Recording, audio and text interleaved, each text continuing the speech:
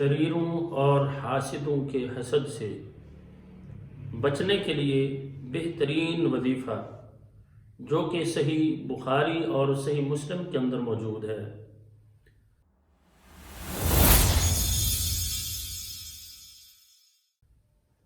رسول اللہ صلی اللہ علیہ وسلم کی ایک لمبی حدیث ہے جس میں آپ علیہ السلام نے فرمایا، بنی اسرائیل میں سے ایک بادشاہ تھا، اس کے پاس ایک جادوگر تھا۔ تو اس کا جادوگر بوڑھا ہو گیا۔ اس نے بادشاہ سے کہا کہ آپ مجھے کوئی بچہ دیں جسے میں جادو سکھا دوں۔ بادشاہ نے اسے ایک بچہ دیا کہ اس کو جادو سکھا دو۔ نبی علیہ السلام فرماتے ہیں وہ بچہ روزانہ جاتا جادوگر کے پاس جادو سیکھنے کے لیے۔ راستے میں ایک راہب اسے ملنے لگا۔ اس نے پوچھا کہاں جاتے ہو؟ اس نے کہا میں جادو سیکھتا ہوں۔ اس نے سمجھایا کہ جادو تو کفر ہے۔ اب یہ روزانہ بچہ گھر سے جب جاتا تو راہب کے پاس ٹہرتا، اس کی باتیں اس بچے کو بڑی اچھی لگتی۔ آپ علیہ السلام نے فرمایا، ایک دن اس نے راہب سے کہا، میں جاتے ہوئے جب آپ کے پاس سے ہو کر جاتا ہوں تو مجھ سے وہ جادوگر پوچھتا ہے تاخیر سے کیوں آئے ہو؟ تو مجھے وہ اس پر سزا دیتا ہے، مجھے کیا کرنا چاہیے؟ اس راہب نے کہا، جب تم اس کے پاس جاؤ تاخیر ہو جائے تو اسے کہا کرو کہ میں گھر سے آنے میں لیٹ ہو گیا تھا، اور جب گھر جاتے ہوئے میرے پاس ٹہرنے پر کچھ تاخیر ہو جائے تو گھر والوں سے کہہ دیا کرو کہ مجھے جادوگر نے روک دیا تھا۔ اب یہ روزانہ اسی طرح سے اس کا سلسلہ چل رہا تھا۔ جاتے جاتے ایک دن اس نے دیکھا راستے میں لوگ ہر طرف کھڑے ہوئے ہیں، راستہ رکا ہوا ہے، لوگ وہاں پر کھڑے ہوئے ہیں، خوف زدہ ہیں۔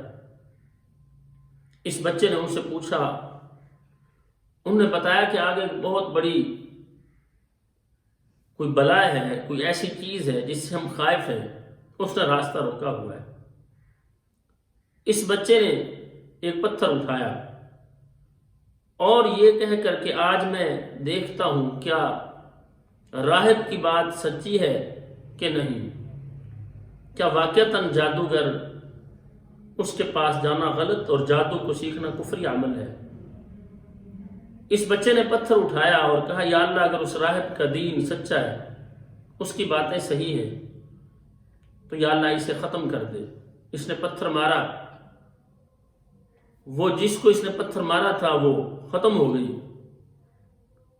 لوگ گزرنے لگے، لوگوں نے سمجھا کہ یہ بہت بڑا پہنچا ہوا بچہ ہے، جادو اس نے بڑا اچھا سیکھا ہوا ہے۔ بادشاہ کے دربار میں ایک شخص تھا جو نابینا ہو چکا تھا۔ اس نے اس بچے سے کہا، سنا ہے کہ تو لوگوں کو شفا دیتا ہے۔ اس نے کہا، میں تو شفا نہیں دیتا، شفا تو اللہ تعالیٰ دیتے ہیں، جو رب العالمین ہے وہ شفا دیتا ہے۔ اس نے کہا، چلو آپ میرے لیے دعا کر دیں۔ اس نے کہا، میں دعا کرتا ہوں، اللہ تعالیٰ سے کہتا ہوں، اللہ تعالیٰ کے سامنے ہاتھ اٹھاتا ہوں، اللہ رب العزت تجھے شفا دیں گے۔ اس بچے نے دعا کی، اللہ تعالیٰ نے اس نابینے کو بینائی عطا کر دی۔ وہ شخص بادشاہ کے پاس گیا، اس کے پاس اس نابینے کا آنا جانا تھا۔ بادشاہ نے پوچھا، تیری آنکھیں کیسے درست ہوئی ہے، تجھے کیسے نظر آنے لگا ہے؟ اس نے کہا، جی یہ جو آپ کے پاس ادھر ایک بچہ ہے اس نے دعا کی ہے اور اللہ تعالیٰ نے مجھے شفا دے دی ہے۔ وہ کہنے لگا، اچھا میرے علاوہ بھی کوئی رب ہے؟ اس نے کہا، ہاں رب العالمین وہی شفا دیتا ہے، وہی بیماریاں دیتا ہے۔ اس بادشاہ نے اس شخص کو بھی سزا دی، کہا میں تجھے قتل کر دوں گا۔ آرا منگوایا اور اس کے بدن کے 2 ٹکڑے کر دیے، اور اس بچے پر سختی کی تو اس نے بھی اس راہب کا بتا دیا کہ مجھے تو ایک راہب نے نصیحت کی اور مجھے سمجھ آئی ہے کہ رب العالمین سارے کام کرتے ہیں۔ اس راہب کو بھی بلایا گیا، بادشاہ نے آرے کے ساتھ کہا اس کے جسم کے بھی 2 ٹکڑے کر دو، کہ میرے علاوہ کو رب ماننے والا ہے، یہ کہتا ہے تیرے علاوہ رب ہے تو رب نہیں ہے۔ اب اس کے بھی 2 ٹکڑے کر دیے گئے اس راہب کے۔ بچے سے کہا دیکھو انجام کیا ہوگا اگر میری بات کو نہیں مانو گے، میرے علاوہ کوئی رب نہیں۔ اس نے کہا تو رب نہیں ہے، مجھے یقین ہو گیا کہ رب العالمین وہ ہے جو کائنات کا رب ہے۔ اس بادشاہ نے اپنے سپاہیوں کو بلایا، کہا اسے لے جاؤ اور جا کے پہاڑ سے گرا دو۔ وہ پہاڑ پر جب گئے، اس بچے نے یہ دعا پڑھی جو ناظرین ہم آج دعا بتانے والے ہیں، اللہم اکفنیہم بما شئت، یا اللہ تو مجھے کافی ہو جا ان کے شر سے بچانے کے لیے۔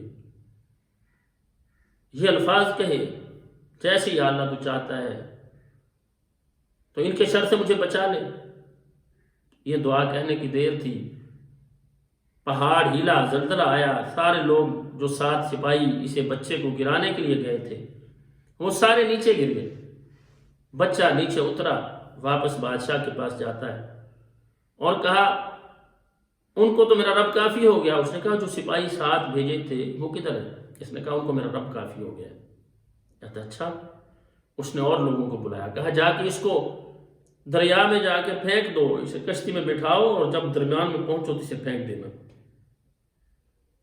لے کر نکلے، درمیان میں پہنچے، پھینکنے لگے۔ اس نے کہا اللہم اکفنیہم بما شئت، یا اللہ تو مجھے کافی ہو جائے ان کے شر سے بچانے کے لیے جیسے تو چاہتا ہے، میں ان کے شر سے بچ جاؤں۔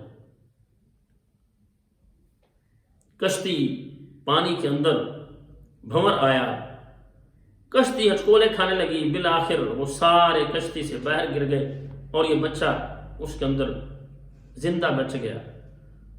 اور یہ واپس بادشاہ کے پاس جاتا ہے۔ اس نے کہا کیا ہوا، کدھر گیا وہ سپاہی؟ کہتا میرا رب ان کو کافی ہو گیا۔ پھر اس نے کہا اگر مجھے قتل کرنا چاہتے ہو، مجھے مارنا چاہتے ہو، اس کا ایک طریقہ، ورنہ مجھے مار نہیں سکتے، زندگی اور موت کا مالک میرا رب ہے، ایک ہی طریقہ ہے۔ اس نے کہا وہ کون سا طریقہ ہے؟ یہ کہتا ہے ایسا کرو، لوگوں کو جمع کرو، سب لوگ جمع کرو اور ایک اونچی جگہ میرے کھڑے ہونے کے لیے موجود ہو، مجھے اس پر کھڑا کیا جائے، میں پھر بتاؤں گا مجھے کس طرح سے تم قتل کر سکتے ہو۔ اس بادشاہ نے ایسا ہی کیا، لوگوں کو اکٹھا کیا، اکٹھا کر کے اب اس بچے کو اونچی جگہ پر کھڑا کیا۔ کہتا اب بتاؤ طریقہ کیا تجھے قتل کرنے کا؟ اس بچے نے کہا میرے ترکش سے تیر نکالو اور یہ کہتے ہوئے مارو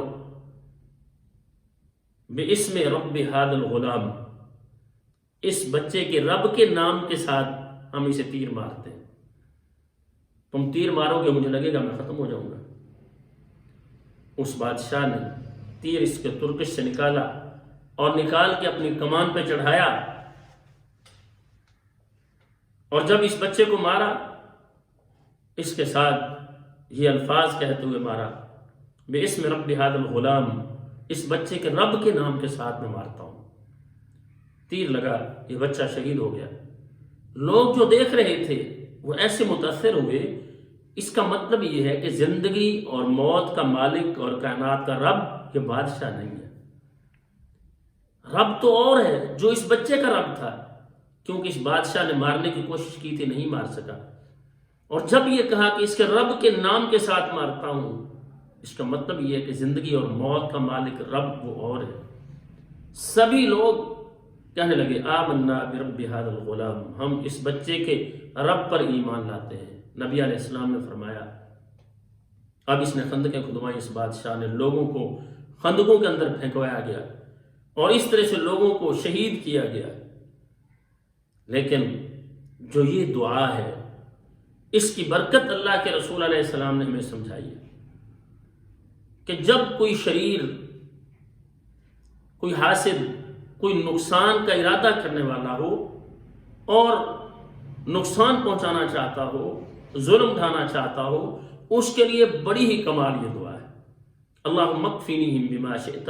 دیکھیں اس سے بڑی کیا بات ہوگی کہ بندہ اللہ تعالیٰ سے کہے یا اللہ میں تو کمزور ہوں، میں تو کمزور ہوں، تو طاقتوں کا مالک ہے، تو رب العالمین ہے، جو تو چاہے کر سکتا ہے، میں تو کمزور ہوں. اللہ کے سامنے اپنی عاجزی کو پیش کر کے اللہ کو بڑا مان لینا، اللہ کو یہی تو پسند ہے کہ بندہ اپنے آپ کو اللہ کے سامنے عاجز اور کمزور پیش کرے. یا اللہ میں بڑا کمزور ہوں، یا اللہ تیرا بندہ ہوں، تو میرا رب ہے، یا اللہ تجھ سے مانگتا ہوں، میں شریروں کے شر کا مقابلہ نہیں کر سکتا، حاسدوں کے حسد کا مقابلہ نہیں کر سکتا. یا اللہ تو قوتوں کا مالک ہے، جو تو چاہتا ہے ہر چیز پر تو قادر ہے. یا اللہ تیری طرف سے تو ایک کن ہونا ہے. اذا اراد شیئا ان یقول له کن فیکون. جب اللہ تعالیٰ کسی چیز کا ارادہ کرتے اللہ کو لشکروں کی ضرورت نہیں ہوتی، اللہ تعالیٰ کو کوئی بڑوں کی طاقتور لوگوں کی ضرورت نہیں ہوتی.